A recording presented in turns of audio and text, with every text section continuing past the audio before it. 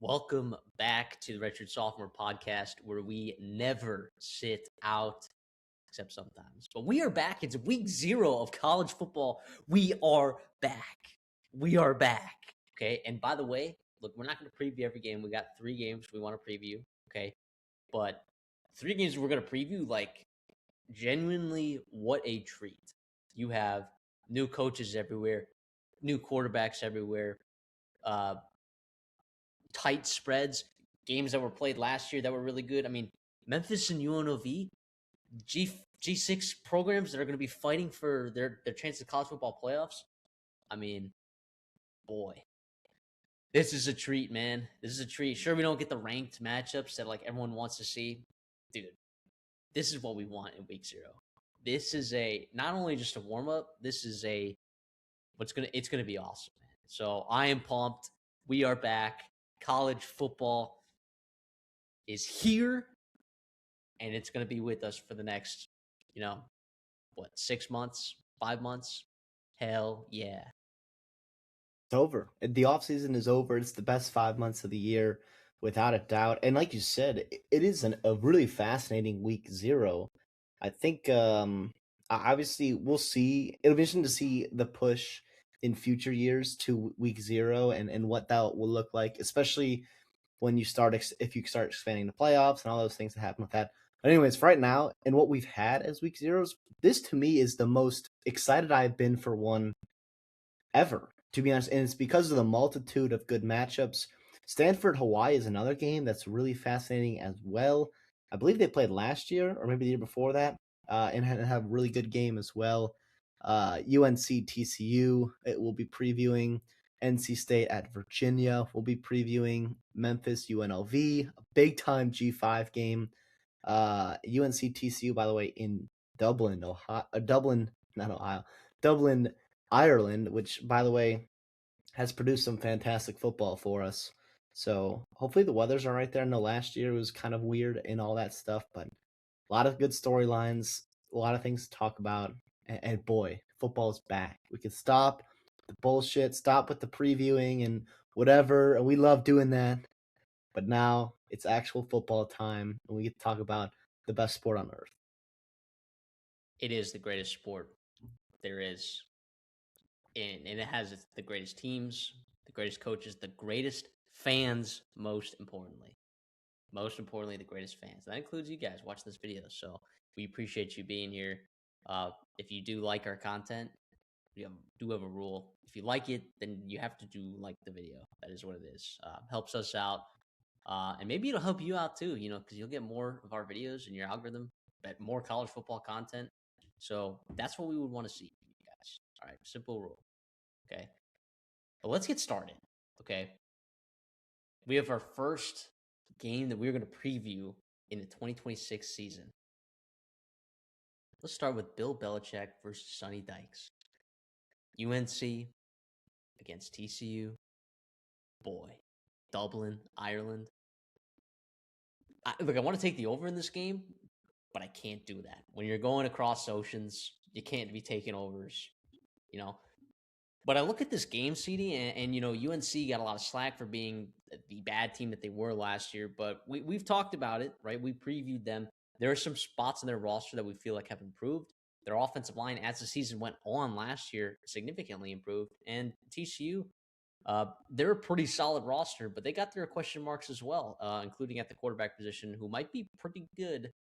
But we're going to get into that, CD. TCU is favored by 7.5 points. Where are we at with this one for the first game that we get to preview in 2026? Yeah, I mean, right off the bat, I have to be on TCU here. And it's not just because of what happened last year. Last year, obviously, it was Chapel Bill. It was week 1. It was a sold-out crowd, big time Monday night, I believe.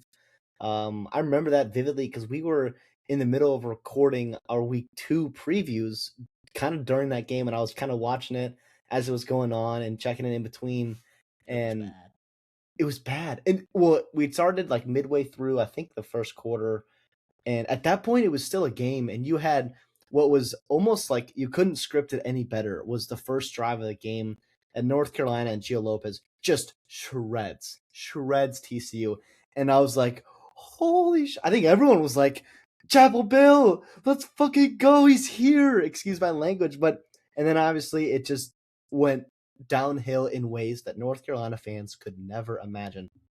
We previewed North Carolina, and I really think this team will get a lot better. And obviously, you hit rock bottom. The only way to go is up. But their schedule is brutal. And that starts with this game in week 0 here. Your over under is 4.5.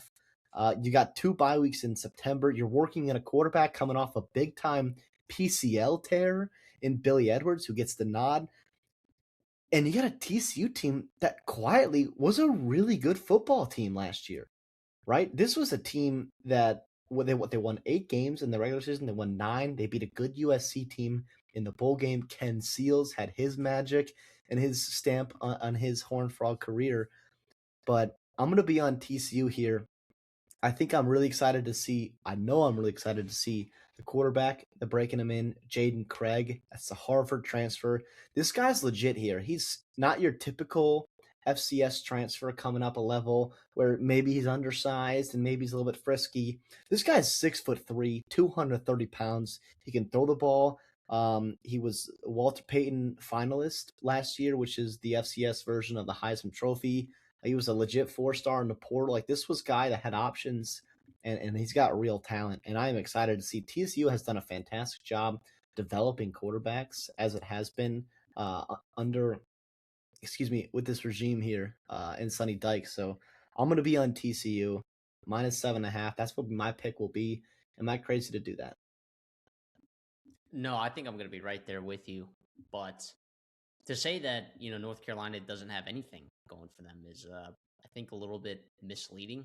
Like I said, I think the biggest thing that we saw last year, aside from just absolutely horrendous play across the board, was just the improvement on the offensive line from week 1 to week 14. Like, it was actually serviceable. Like, you were putting together legitimate drives late in the season. And we think you got a pretty big upgrade at quarterback. Probably both of your quarterbacks, right? Miles O'Neill was the other guy. That was Bobby Petrino recruit at Texas A&M. Played well as a backup there. Gets a lot of buzz. Got a live arm. Literally, like last week, was getting buzz to potentially be the starter before Billy Edwards was actually announced. So, yeah, I think you're going to have solid quarterback play, better quarterback play. I think the running back room is sufficient enough. The offensive line is going to get better. It has to be better, right? That week 1. So I think you're going to see some fight from UNC, at least offensively. I think you're going to see like legitimate movement there. Bobby Petrino, like, dude, when has he ever had a bad offense? Like, ever? Even like when he is missing talent, or even when he has like the talent, there's a talent mismatch. When he is the OC, it really doesn't matter. He just doesn't. He does what he does. Okay. And you got a good defensive staff there with Bill Belichick. Not that North Carolina's defense was great last year by any stretch of the imagination, but it could be interesting. Like, I could see a scenario in which this game maybe is a little bit closer at halftime than people are anticipating. But I think I'm with you on TCU. I mean, you have a lot of pieces from what you had last year, which is good. You have continuity. It felt like the staff didn't really need to go into the portal to get a ton of guys. It feels like they have what they needed, especially on the defensive side of the ball. And then Jaden Craig is right, the big question mark at quarterback. Very productive at Harvard. Phenomenal there, if you will. And quite frankly, this is a guy that I think a lot of other staffs rely on. NFL scouts are getting their eyeballs on him as well. He's an experienced guy. He's old. And that is like, kind of a theme for this TCU offense. It's a lot of experience. I should say they're very old, right? They're guys that have been in that program for several years now. You only got a few transfers on that side of the ball, including Jaden Craig. I'm very excited to see this TCU team. And I think, like, with the Big 12, the way that it is, you have Texas Tech, right? And then you have BYU. And then you have like a slew of other teams that are just grabbing and vying for a potential chance to make the Big 12 championship game. That includes Arizona, that's Utah, and then SMU, or sorry, not SMU, TCU is right in that mix, man. So I'm really excited. I think this game is going to It's not going to tell us everything. Obviously, there's going to be a lot of growth between these teams from week 1, week 0 to week 7, week 10, whatever. But I think it's going to tell us quite a bit. So I'm really, really excited for this one.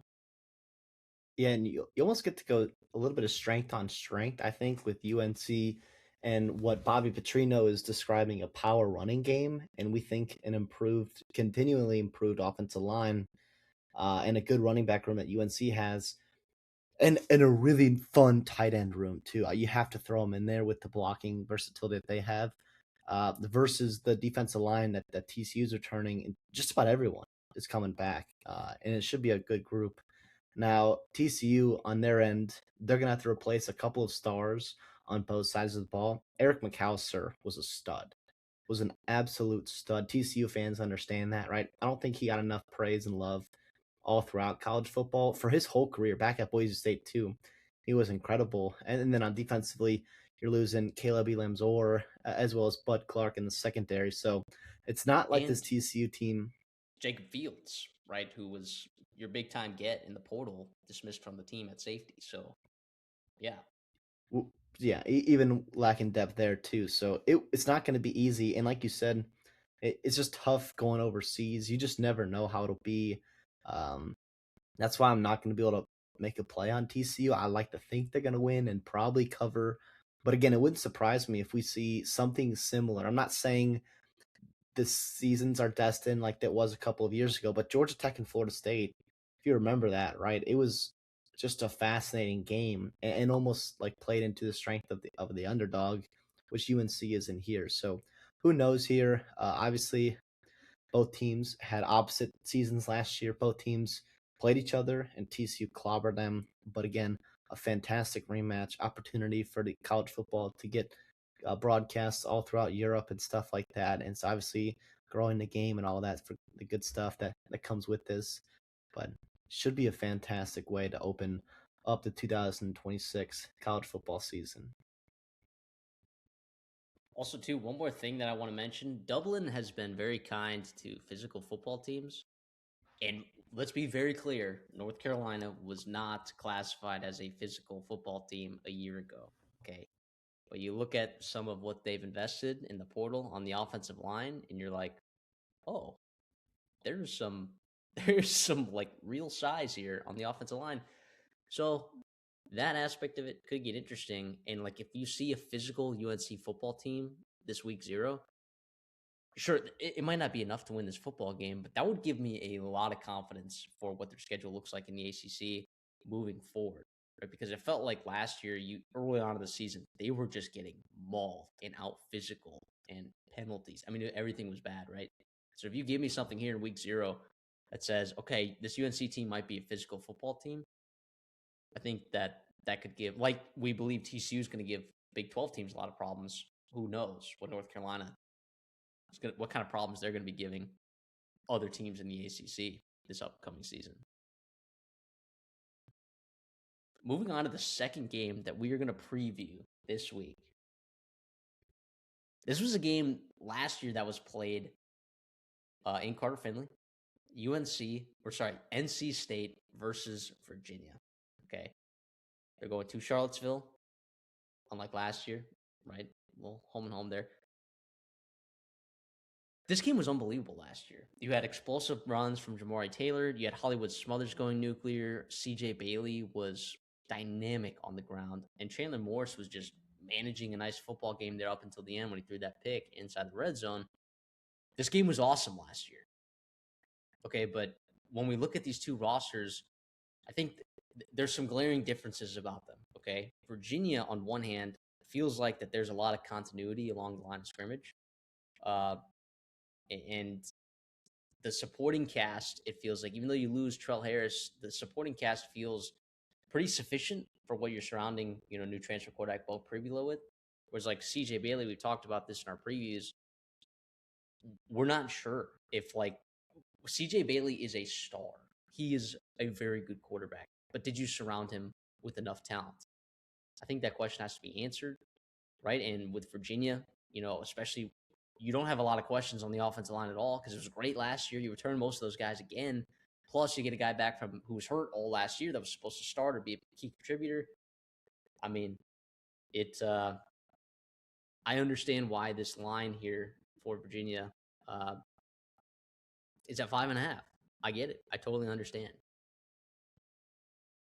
Yeah, absolutely. And these are two teams that are going to be hopefully competing, for ACC really meaningful games in November.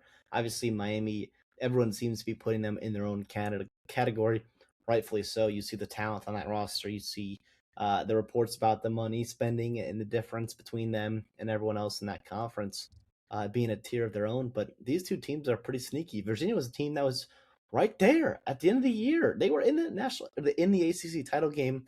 NC State and Dave Dorn have had a ton of success as well. Yeah, I'm fascinated to see this here. You talked about CJ Bailey and what he potentially has to do now and carry on his shoulder this season, for NC State. I'm very excited to see that. Listen, I think he can do it, man. I think he can. I'm gonna take. I'll tell you right now. I'll take uh, NC State plus 5.5. I feel like that's great value, even though you're going on the road.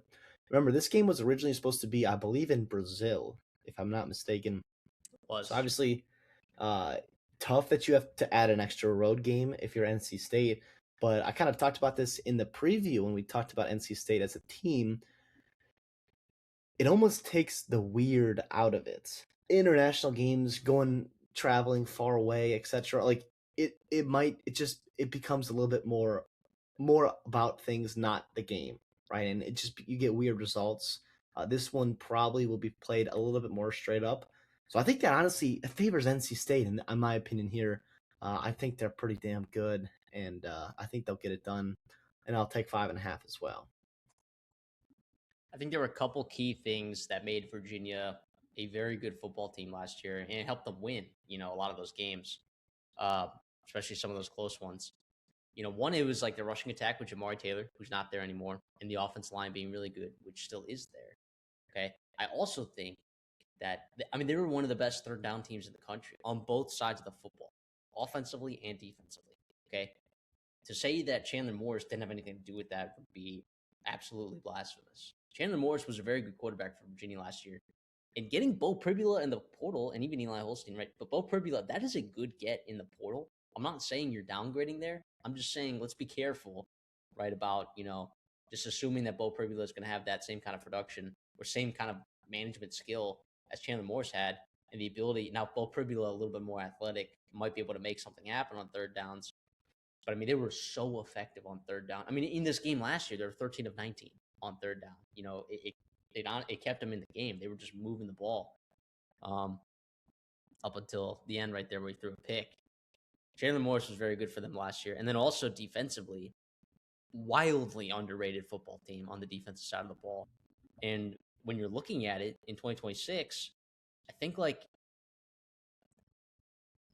there's a lot of stuff in the portal there, right? A lot of stuff in the portal there. You're assuming that, you did probably get a good interior defensive lineman in the portal from, the G6 level. Yeah, and you added a lot of guys in that secondary. It's going to be an interesting look here for this defense. I think it's going to be a pretty solid defense again, but they had a tough time stopping CJ Bailey and Hollywood Smothers last year. What are they going to do against them this year? Obviously, I think this NC State offensive supporting cast is worse. Maybe it's worse. Maybe it's not. But on paper, I believe it's worse than it was last year. So if the defense for Virginia, sees some sort of dip, maybe expect CJ Bailey to make some stuff happen. I'm going to roll with Virginia here. I'll take them minus 5.5. I'll take them to win the game. I just think that the continuity on the offensive line, and they're still going to have a pretty solid rushing attack even without Jamari Taylor. I think CJ Bailey is awesome. I think he is an absolute stud. He's going to give people problems. In fact, they're going to win some games that they should not this year because of him. But just like the supporting cast that he has, I feel like it's not sufficient to win a ball game like this on the road against a team that I feel like we don't have a ton of question marks about, especially along the offensive line. Having an offensive line that is just, I know is going to be good is such a strong pull for me to take Virginia minus 5.5 here. Not a best bet, not a play per se, but I think I'll fade you here. But I'm very happy to be wrong because I know if I'm wrong, that means CJ Bailey absolutely balled out. Yeah. And the one thing I will say, the matchup I'll be watching for, you mentioned the offensive line of Virginia and all the experience and the veteran cohesion that they have there, breaking in a new quarterback, which is fantastic. Like you said, that's what you want for any team in college football. The defensive line in the front seven, specifically for NC State, is one that's going to be featuring a ton of new players, right?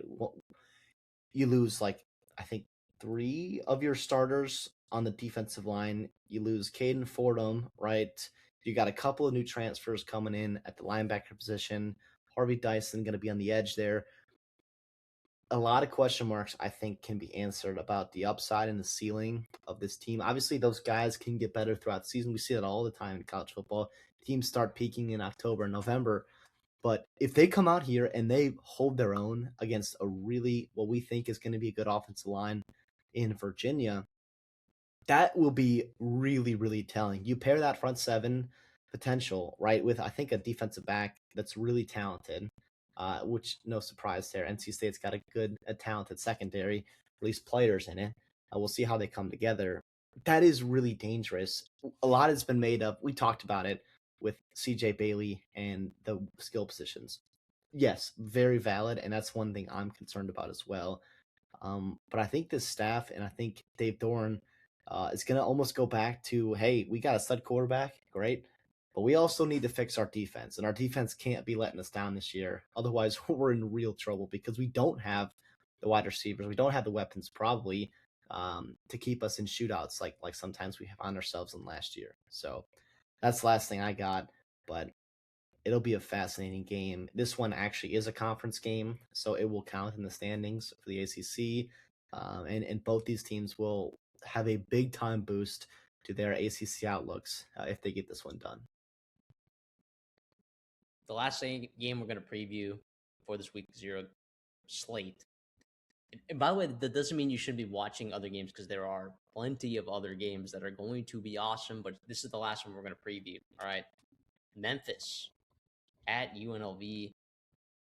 I mean, what are we talking about here? Dan Mullen has a phenomenal roster over here with UNLV. Phenomenal roster. Once again, they've had success. Sure, you're missing Anthony Calandria, Offensive Player of the Year last year in the Mountain West. Very good quarterback, but you just throw in Jackson Arnold casually, whatever. And then how about Memphis? You have 2, highly rated out of high school quarterbacks coming in. One with like legitimate experience, and also a roster that's sure largely composed of Southern Miss football players, right? As Charles Huff, new head coach at Memphis, came from Southern Miss, but there are a lot of it's the good ones, right? It's the guys that were all Sun Belt. It's the guys in that secondary that were causing absolute mayhem, right, for Jason Seymour, who now is the defensive coordinator at Georgia Tech for good reason.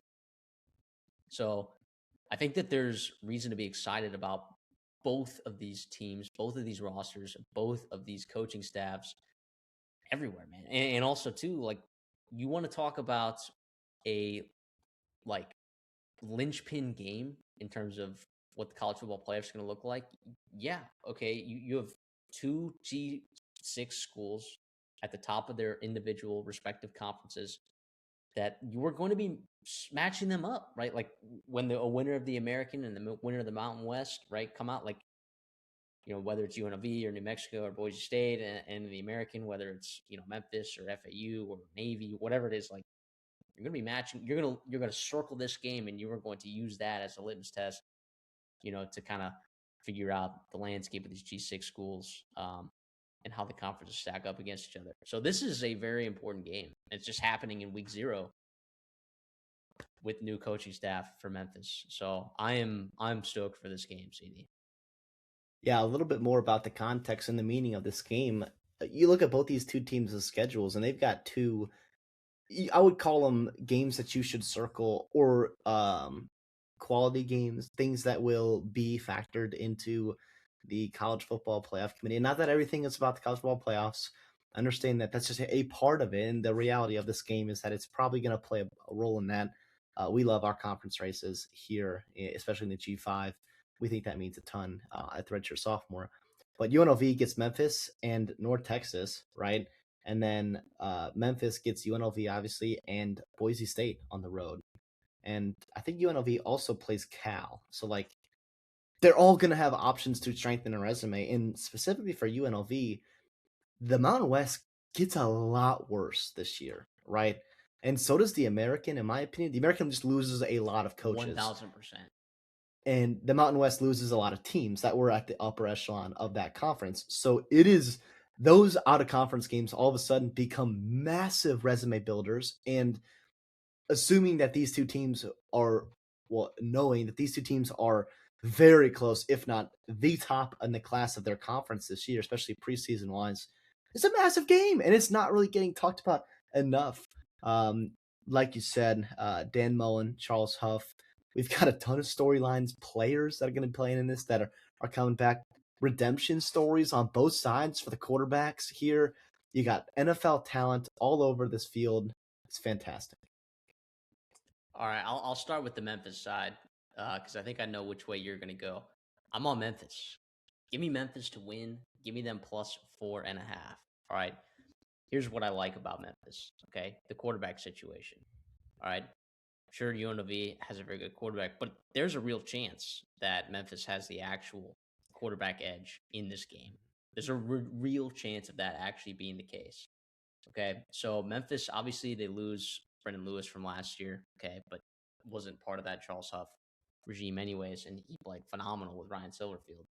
Uh, but you get not only do you get Aaron Noland, who is like a very highly touted high school guy. He might not be, as great as he was projected to be, but could be a pretty solid football player. And the guy that I think is probably going to win the job, but we haven't actually gotten an announcement yet, is Marcus Stokes, Elite 11 finalist, Florida commit, was on scholarship there. He got pulled for a video that came out. He was singing and, you know, words slipped, right? And then ends up gets a scholarship removed, goes to West Florida, balls out, throws 30 touchdowns last year. And here he is back at, the FBS level, ready to go with experience and legitimate talent, a live arm, very athletic player. I mean, he's rushed, for over 100 yards in several games. He is a very, very good football player, and I think is going to have quite a bit of success. You're bringing over a new offensive coordinator, right? Kevin Decker is his name, from Old Dominion. Very used to having an athletic quarterback, as Colton Joseph had success with him these last 2 seasons at Old Dominion. He also brought over 2, Old Dominion offensive linemen.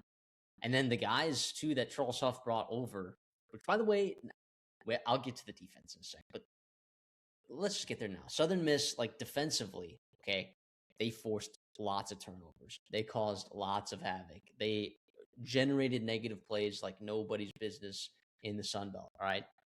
A big problem with their defense, though, was giving up explosive plays. Okay, that can maybe be resolved because you don't have Jason Seymour as the DC anymore, although he was very good. You have Lance Guidry. And if you remember, right, maybe he wasn't great at Miami as the DC there, but where was he before that? Oh, that's right. He was at Marshall, okay, with Charles Huff being one of the best defense coordinators in the entire country, having one of the most efficient and effective defenses at the G5 level for several years there in their overlap.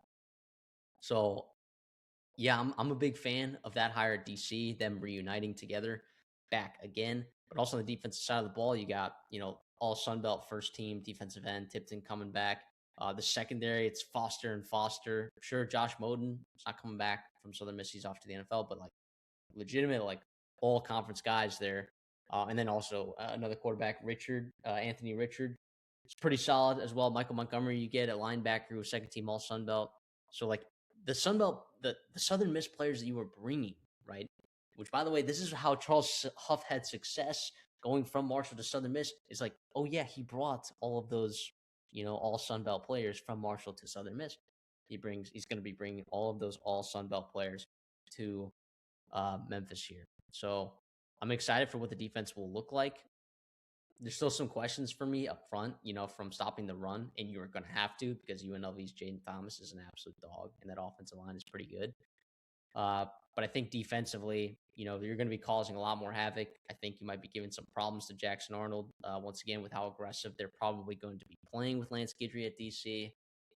I think that there's just a lot of things to like here about this Memphis team, and I am excited. So, sure, it's on the road. I'm sure they're catching 4.5 points, but yeah, I'll take the 4.5 points and I'll take them to win. Listen, I don't hate that. I'm gonna disagree with you, but I see it. Charles Huff, what he has done, and we've seen it before. Like you said, this is what he does. He will copy and paste his roster that has hell of a successful year last year, the previous year, I guess, and he will do it and have success. So I love it. And Memphis, it's brutal because they did lose a ton, right? And a lot of those guys got scooped up to Arkansas, which I'm actually excited to see them play. They got a big time out of conference game in Utah, right? So interesting to follow that. But I think this UNLV team is just really good. And I understand they lose a lot. Calandria, gone. Jaden Bradley, gone. A wide receiver, Omiere, gone. McDuffie, gone. Joseph, gone. Adelele, gone. Lawrence Welch, gone. Like, there's a lot, right? Jojo Earl, who's a fun guy, like he's gone as Maris well. Brown. Yep, Amaris Brown. Like, but there's still a ton of talent here. Jackson Arnold and Alex Orgy are a really, really fun duo, and I expect to see more Jackson Arnold than Alex Orgy. But you have options there, right? And actually, and here I go again, right? It's gonna be Jackson Arnold. Like, he has talent, man, and I think he can put it together. If someone's gonna get the best out of him, sure as hell's not gonna be Hugh Freeze. It's probably gonna be Dan Mullen, right? And what he's done for guys. Uh, yeah, I'll just leave it at that. I think you got one of the better running back duos in all of the G5 and Jaden Thomas and Jalen Glover. Jalen Glover's a guy that I just can't believe he was like the third running back on this team last year. And then you throw in Calandria running the football. That's how talented this UNLV team was last year, right? And obviously Jaden Thomas is a stud, 1,000-yard rusher, et cetera, et cetera. And then, the D line, you got Conti coming back, get Jake Pope in the secondary, who I think might be the best player on the field when he's out there. And listen, UNLV at home, UNLV against teams not named Boise State the past couple years has been fantastic. Guess who's not in the conference anymore? Boise State. This is UNLV's year. I'm calling it right now. They're going to be my pick to go to the G5 and represent the G5 in the playoffs. I think they come in here in their own home and they handle business. Boom. It's a late night game, by the way, on Saturday out west. So you get a full day of football. You get a full day of football. UNLV is used to that. Memphis will be coming all the way across the country. Well, they've done us a favor and scattered like the good games. They gave us UNC TCU at 11, Central, right? NC State Virginia 2:30, and then you get a nice like Hawaii Stanford bridge there into the nightcap with Memphis at UNLV. So, yeah, the way that they did this week 0, it's nice that we get like we'll be watching all the games, right? We're not just gonna be watching those 4 games, like I said, but it's nice, for your casual fan. It's gonna be pretty happy with what they got going on over there. Or if you haven't gotten the YouTube TV subscription yet and you don't have the quad box in, you don't have to, have a couple different monitors up, a couple different, get it on the computer, get on this on the phone. You don't have to. You can kind of just throw it on the TV and sit there all day. Yeah, one thing that concerns me with Memphis, right? You talked about the defensive line for UNLV getting some guys back. Obviously, they're missing a Delier from that front 7 and McDuffie from a year ago. But the Memphis offensive line, like, it is, yeah, it's a complete overhaul, right? It is a complete overhaul. Parker Mitchell, you get back. But the thing about the Memphis transfers, right? It's like all of these guys, like, either, worked in the system with Kevin Decker at Old Dominion, or they had 700 snaps last year. So It's like, yeah, there might be an adjustment period, right? Because this is literally week 0. We don't know what it's going to look like, but so that is a concern. If Memphis's offensive line doesn't necessarily hold up against this UNLV defense, I could see there being problems, but I do think that both of these offenses are going to kind of thrive. And if this game comes down to special teams or turnovers, right, like which often games do, if you see offenses both having good productive days, I think I'm going to give the edge to Guidry and Huff. I think I am. Even though I think UNLV, you're right. Like you look at some of the stars on both sides of the field, and the stars, it may tip a little bit in UNLV's direction, but I think I like what this Memphis team has built, and we'll see. There's questions. I'm excited to see what quarterback they trot out there. I'm excited to see this defense. Uh, Dude, this is such a treat, man. For week 0, this is such a treat. That's gonna do it for us in terms of week 0 previews. We don't have any best bets for you guys. Look, if you want to tickle your tiddler and get on the boards, you can throw maybe TCU minus 7.5. I don't know. I don't feel good about that being Dublin. I was gonna bet the over, but you can't bet an over in a Dublin game. It's just like illegal. That's just like you can't do it.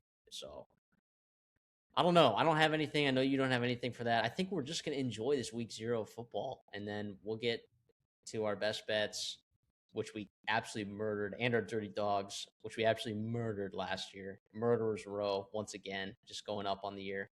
2024 and 2025. We'll make it happen again in 2026. I'm excited. Thank you guys for tuning in. Obviously, if you really like this content and you want to see more of it, subscribe. That would be awesome. It does us a lot. We just hit 1,000 subscribers this past year. We've been doing this for a couple years now. We love having you guys here for the ride. And we can't wait for another season of college football, another season of the Redshirt Sophomore podcast. CD, anything for us on the way out? No, just excited to be back. Appreciate you guys for sticking around, watching us, supporting us. All good stuff here. We got a lot. We'll be here all season. So, like you said, subscribe, like, all that kind of good stuff. Share that, and we can't wait to hear from you guys as well. We'll see y'all in the next one.